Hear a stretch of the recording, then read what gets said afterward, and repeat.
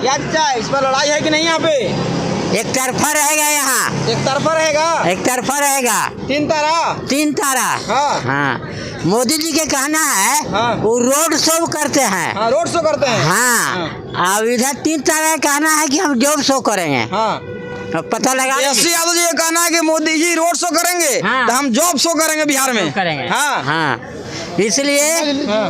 हमारे के यहाँ जितना है सभी वर्ग के जो है हाँ। या 3 तारा के भक्त है और किसी भी कीमत पर इनका चुनाव हारने नहीं जा रहे हैं। हाँ। मेरा वादा है कि इनका झंडा लहरेगा तो लहरेगा।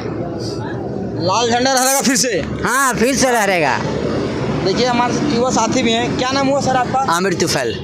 क्या कुछ कहिएगा सर? इस बार राजा राम सिंह काराकाट लोकसभा क्षेत्र के उम्मीदवार हैं इंडिया गठबंधन के, तो क्या इस बार माहौल किसका है यहाँ पे? माहौल तो जनता बता ही रही है घूम घूम के हाँ। कि राजा राम सिंह इस बार जीत रहे हैं। अच्छा। और मुकाबला सही बात है। अभी आप पूछे थे कि मुकाबला किसके बीच में है। हाँ। पवन सिंह और उपेंद्र कुशवाहा के बीच में कि सेकंड कौन आएगा। हाँ। अच्छा। फर्स्ट तो ऑलरेडी बुक्ड है। हाँ। राजा राम जी के लिए होड़ मचा कि दूसरा नंबर पे कौन आएगा, अपना इज्जत कौन बचाएगा। अच्छा, मतलब लड़ाई यहाँ इज्जत की बात आ गई है। पवन सिंह और उपेंद्र कुशवाहा जी जी जी जी, जो सेकंड पे आएंगे उनका इज्जत बचेगा। अब उनका ये है मानना कि माने कि कौन ज्यादा भावशाली है एक दूसरे पे। अच्छा। कौन भारी पड़ेगा। हाँ। एक चोर गेट से आए हैं। हाँ। एक खुला गेट से आए हैं। हाँ। दोनों तो एनडीए ही के समर्थित उम्मीदवार हैं। तो लेकिन भाजपा के सदस्य लिए थे पवन सिंह जी, प्रदेश कार्य समिति सदस्य भी थे, लेकिन उनको भाजपा ने इस बार हटा दिया पार्टी से। वो चुनाव लड़ने का ऐलान कब किए थे? हाँ। 20 दिनों से ज्यादा हो गया। अभी क्या मैंने इनका स्टेट कमेटी सोए हुआ था। जस्ट बिकॉज उनको आना है कल 25 तारीख को प्रधानमंत्री मोदी को। तो अपना इज्जत बचाना है ना गठबंधन के सामने कि देखिए मेरा झूठा चेहरा क्या है। उस झूठे चेहरे को दिखाने के लिए बस एक नाटक हो रहा है। जनता बेवकूफ थोड़ी है। जनता नहीं समझ रही किसको कितना वोट मिल रहा है। 10 साल से ठगा गया है किस तरीके से युवा को, नौजवान को। वो तो 17 महीने का सरकार दिखा दिया कि 10 साल और 15 साल का जो आपका सरकार था बिहार में और केंद्र में, वो भारी पड़ गया 17 महीने। तो क्या इस बार 17 महीने जो सरकार में रही तेजस्वी यादव जी, क्या उस पर वोट देंगे लोग इस बार? बिल्कुल, इस बार का चुनाव मुद्दा आधारित हो रहा है। मुद्दा लाख रोजगार दिए सरकार में रहने पे। मुद्दा आधारित चुनाव है इस बार का। इस बार का चुनाव जनता लड़ रही है। कोई जनता धर्म के नाम पे वोट देगी कि नहीं? बिल्कुल नहीं, बिल्कुल नहीं। धर्म आस्था का विषय है, उससे कोई दरकिनार नहीं किया जा सकता है। वोट का कोई नाता नहीं है, पर उस सत्ता का विषय कभी नहीं हो सकता है। इस बार सत्ता में आने के लिए जनता का मुद्दा जो है उस पर बात करना होगा। बिल्कुल बिल्कुल बिल्कुल। जनता का जो जमीनी मुद्दा है इस बार, रोजगार सबसे अहम मुद्दा है। नौजवान जो बेरोजगार घूम रहे हैं उनको रोजगार चाहिए। किसान को अपना खेती चाहिए, एमएसपी चाहिए। महिला को सुरक्षा चाहिए। छात्रों को बढ़िया स्कूल चाहिए, शिक्षा चाहिए। ये तमाम जो मुद्दे हैं वो इस बार धर्म के मुद्दे पे भारी पड़ेंगे और भारी पड़ रहे हैं। आप घूमिए जा करके पूरा क्षेत्र में, 100 लोग में से शायद 2 लोग बोलेगा किसी और का नाम। 98 लोग राजा राम सिंह के साथ खड़े रहेंगे। तो क्या जो 14 में 24 में चले जाएंगे कि 24 में रहेंगे? बिल्कुल निश्चित तय हो गया है जाना। आप इनका भाषण सुनिए। किस तरीके से अकबक में भाषण दे रहे हैं। अटपट जो इनके कार्यकर्ता बोलते थे, आज प्रधानमंत्री का बोली हो गया है वो। और प्रधानमंत्री की भाषा को सुनिए आप, किस तरीके से उनका भाषा हो गया है।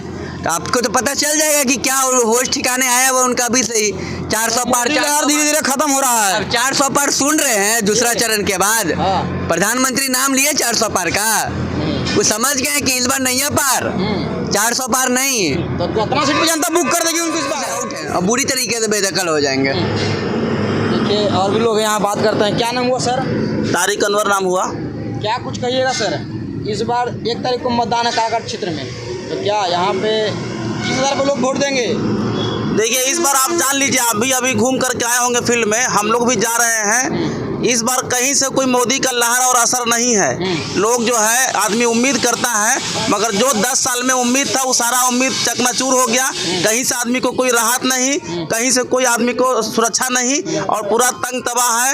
आम आदमी को देखिएगा तो उसका बचत खत्म हो गया। पूरा पढ़ाई जो है प्राइवेट इलाज में, प्राइवेट पढ़ाई में जा रहा है। नौजवान जो है उसको कहीं नौकरी नहीं मिल रहा है, डिग्री लेके घूम रहा है। तो इसलिए मोदी का कहीं कोई लहर, कहीं कोई असर नहीं है। और पूरा इस बार जनता का मूड जो है बदलाव का, और ये इसलिए कह रहे हैं आप कहीं भी जाइए काराकाट में या पूरा बिहार आप घूमिए, इस बार चुनाव पार्टी पर और कैंडिडेट पर हो रहा है। मोदी जी का कोई लहर, कोई असर नहीं है। इसलिए बदलाव यहाँ पे होना तय है और इनको सर्व जन का समर्थन मिल रहा है। कोई भी कैंडिडेट जब चुनाव जीतता है वो तब जीतता है जब उसको जाति धर्म सबसे उठ करके क्षेत्र की जनता उसको वोट करती है। और राजा राम सिंह को भी इस बार पूरा काराकाट से वोट मिल रहा है। और यहाँ हम नारा सुन रहे हैं, काराकाट में एक ही नाम, राजा राम, राजा राम। तो यही चल रहा है यहाँ काराकाट में। मतलब दिन में 4 तारीख को तारा दिखेगा इस बार? नहीं, हम लोग तो कर रहे हैं 1 तारीख को वोट है, 2 नंबर पे वोट देना है। अच्छा। अब वोट देना है 3 तारा पे और 4 तारीख को अपना लड्डू मिठाई खाइए और मिल बांट के रहिए। यही नारा चल रहा है। एकदम सरकार बनाइए देश में। एकदम से सरकार बनेगा, एकदम से सरकार बनेगा, कोई इसमें कोई शक नहीं है। आप जान जाइए, हम ये कह रहे हैं कि 10 साल आपको मौका मिला किसी भी सरकार के लिए। 10 साल काफी होता है।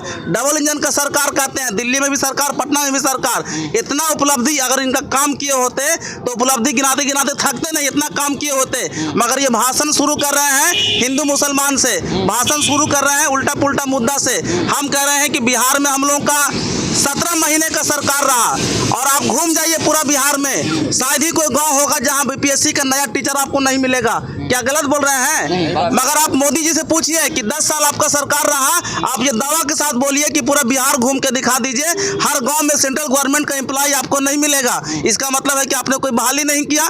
जो गाँव में बेरोजगार मिल जाएंगे, बेरोजगार भरा हुआ है। आप देखिए, कभी अग्निपथ में देखिएगा तो लाखों लाख लोग उतर जा रहे हैं, रोड पर आंदोलन हो रहा है, उग्र आंदोलन हो रहा है, लोग उग्र आंदोलन कर रहे हैं। रेलवे में देख लीजिए वही आंदोलन का हाल है। तो बिहार में आप अभी क्या बोल रहे हैं भाजपा के लोग कि 1 सीट हम लोग को नहीं मिला से कसक रह गया। 40 में 39 मिला था, इस बार 40 में 40 जीतेंगे। हम कह रहे हैं कि आपको 40 में 40 चाहिए। और नौजवान को नौकरी जो मिला था उसको 4 साल, मतलब आपको 40 चाहिए और नौजवान को नौकरी अग्निपथ अग्निवीर में 4 साल। यहाँ क्यों कारखाना खोले मोदी जी? सारा जो भी आता है बिहार का प्रधानमंत्री, राष्ट्रपति दिल्ली आवेगा, उसके बाद जाएगा गुजरात। बिहार काहे नहीं बुलाते हैं आप? जो बाहर का प्रधानमंत्री आता है उसको बिहार घुमाइए, उसको पटना घुमाइए। बिहार का लोग जा रहा है महाराष्ट्र काम करने, जा रहा है गुजरात काम करने। जब यहाँ के लोग वहाँ काम करने जा रहे हैं, इसका मतलब है कि यहाँ काम नहीं है, यहाँ कारखाना नहीं है। आप यहाँ कारखाना क्यों नहीं खोल रहे हैं? मोदी जी बोले कि 10 साल में हम लोगों ने 40 में 39 सांसद दिया, आपने कितना कारखाना दिया बिहार को? खाली झूठ बोलने और उनको पूंजीपति लोग का पूरा सपोर्ट। क्या मतलब केंद्र में आप सरकार में जब आएंगे इंडिया गठबंधन, तो क्या बिहार से पलायन बंद होगा कि फिर से पलायन एकदम से आप समझ जाइए कि जब जनता का वोट मिलेगा तो जनता का वोट हम लोगों को मुद्दा पर मिल रहा है, नौकरी पे मिल रहा है। और नौकरी तो सबको मिल नहीं पाएगा, मगर कारखाना खुलेगा तो वहाँ काम मिलेगा। तो अलग अलग जगह पे किसान को आज देख लीजिए, हम लोग क्या देख रहे हैं, मोदी जी कहते हैं कि 2022 में किसानों का आमदनी दोगुनी कर देंगे। पहले भी आमदनी था 0, अब हो गया डबल 0। इतना नौजवान है, पूछ लीजिए कोई किसान बनना चाहता है? दुनिया भर का काम कर लेगा मगर कोई किसान बनना नहीं चाहता है। आज किसान का आमदनी खत्म हो गया, छात्र नौजवान रोड पर भटक रहा है। महिला लोग का बड़ा बात करते हैं, महिला बचाओ, बेटी पढ़ाओ बेटी बचाओ, यही लोग बलात्कारियों का समर्थन करते हैं। आप देखिए ब्रजभूषण शरण शास्त्री के बेटा को टिकट दिया, अभी एक रेवन्ना है कर्नाटक में, सैकड़ों हजारों महिलाओं का शोषण किया। अब मोदी जी बोलते हैं कि उसको जिताओ तो मोदी का हाथ मजबूत होगा। तो ये तो बलात्कारी का पार्टी है, उसको संरक्षण देने वाला, उसको बचाने वाला पार्टी है ये भाजपा। और पूरा देश की जनता ये जान गई है कि मोदी जी के पास सिर्फ जुमला है, इनके पास जवाब नहीं है, इनके पास काम का हिसाब मांगिए तो खाली उल्टा पुल्टा मुद्दा, धर्म के नाम पे, जाति के नाम पे, अगड़ा के नाम पे, पिछड़ा के नाम पे। इसलिए मोदी जी का कहानी खत्म, अब इंडिया गठबंधन का कहानी देश में शुरू होगा।